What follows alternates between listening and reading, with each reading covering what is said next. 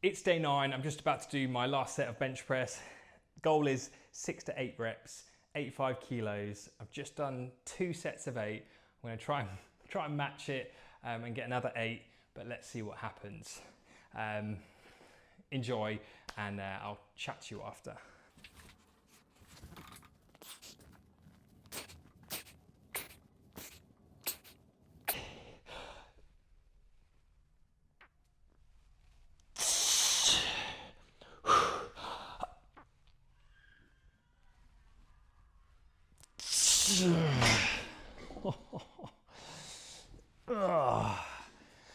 Now that was hard, I'm not going to lie.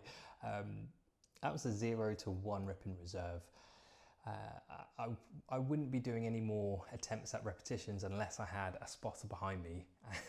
So I would definitely advise, if you are hitting a like complete failure, get a spotter, because you don't want to be stuck underneath a bar on a bench by yourself at all. Gym, garage, just don't do it, it's not worth it. So this is a food for thought. Like, are you training hard enough? Can you push yourself just a little bit more? If you've listened to one of the previous episodes, you might be thinking, you know what, since that video, I have pushed myself just that little bit more when it comes to training. And that's what I really want to inspire people to do is, can you train just that little bit harder? Can you push past that kind of limiting beliefs that you think, oh no, I can only do this amount of reps? It's like, well, challenge yourself, do a bit more. Can you do another 5? Oh yeah, definitely. Well, you can definitely train a little bit harder then. And the rule of thumb, right, is if you're training between a 0 to 3 reps in reserve, basically how many reps you have left in the tank before failure, that's a kind of a really good place to be. If you are learning, you're going to have lots more reps in reserve because you don't have the confidence yet of lifting weights, performing the movement correctly. And definitely you want to think about training the mechanics first, and then drilling consistency, and then we can introduce intensity by repetitions, load, shorter rest periods, etc. So hopefully this gives you a bit of an insight to maybe your training. Hopefully it also gives you an insight to my training on how I retain muscle mass, retain strength, and maybe even build strength and build muscle alongside this. But I'm talking long term, right? It's about just little chunks of intensity, if you want to call it that, bursts of energy to try and get to I kind of go by rule of match it or beat it. Match what you did last week or try and beat it, whether it's just one more repetition or just a little bit of weight, because that will allow you to progress, called progressive overload. Now, we can't just do that every single week. You do have to have points where you reduce the load and let your body recover. Otherwise, you're just increasing the chance of injury and your body won't love it. Now, if you are someone who's very in like the early stages of training, giving them like a deload week probably isn't advisable because they're just not training hard enough. Their goal is just being consistent. And if that's you right now and you're like, yeah, I feel all right, I'm just going to keep chipping away, great.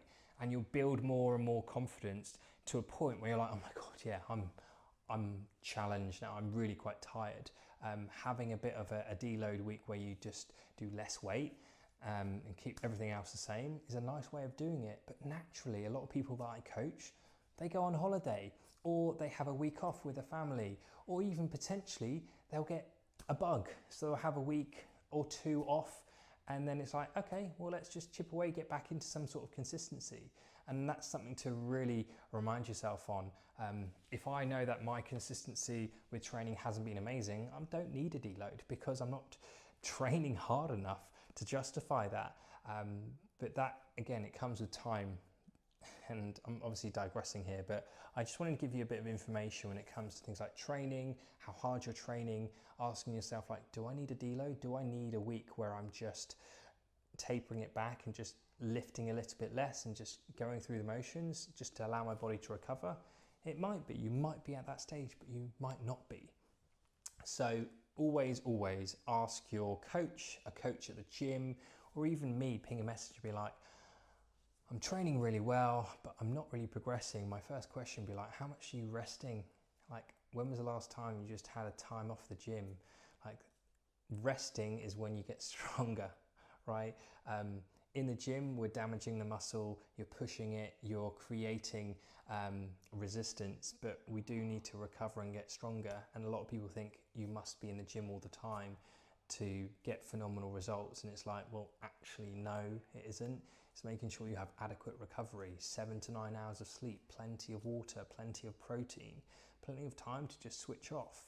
So yeah, I hope my rambles today has given you a bit of an insight to what you could do when it comes to your training, what tweaks you could do, but also how my training looks. So do not forget to subscribe, and I'll see you in the next video.